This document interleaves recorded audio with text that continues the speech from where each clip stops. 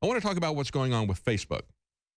As you know, we've talked a great deal about the pedophile rings that are getting busted, and a lot of UN involvement in these pedophile rings, both in Haiti and in Africa and other places. Those are big stories. But let's take a look at what's going on with Facebook, for example. In the UK, they're in big trouble. This is being reported by The Times out of the UK. They say Facebook is at risk of a criminal prosecution in Britain for refusing to remove potentially illegal terrorist and child pornography content despite being told it was on the site. They failed to take it down. Basically, the moderators said, well, this doesn't breach the site's community standards. What was it that didn't breach the community standards, okay?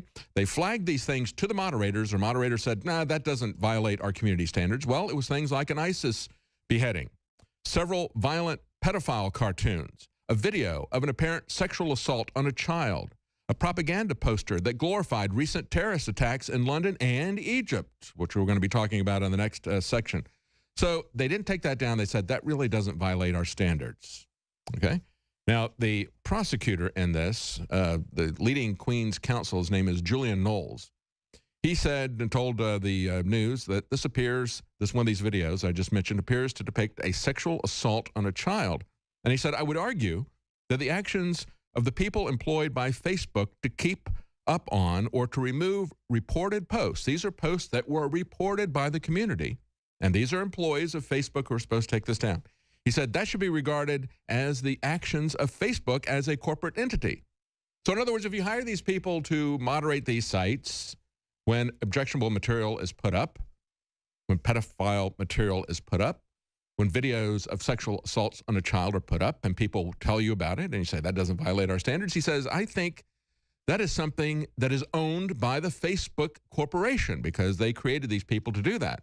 Now, while they won't take that kind of stuff down, and they're getting in hot water in the UK for that, we see that Anne Revell, who was a Democrat, and she was on the Federal Elections Commission, and remember, she came out, she wanted to target news sites, she wanted to target Drudge and say, you're posting all of this information, you're linking to articles that other people have put up there, you're hacking our election.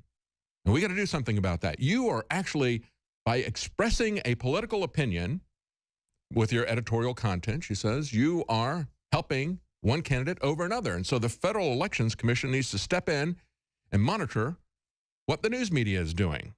They need to put themselves over the First Amendment. That's what Democrat Anne Revell said. Now, she has stepped down from the Federal Elections Commission. That's good.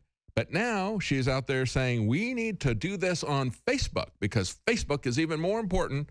And we got to go to Facebook, we got to go to Twitter, we got to go to social media accounts, and we have to exercise political censorship. These are the people who won't take down child porn, but they want to take down politics. Stay with us. We'll be right back with Kaya Jones.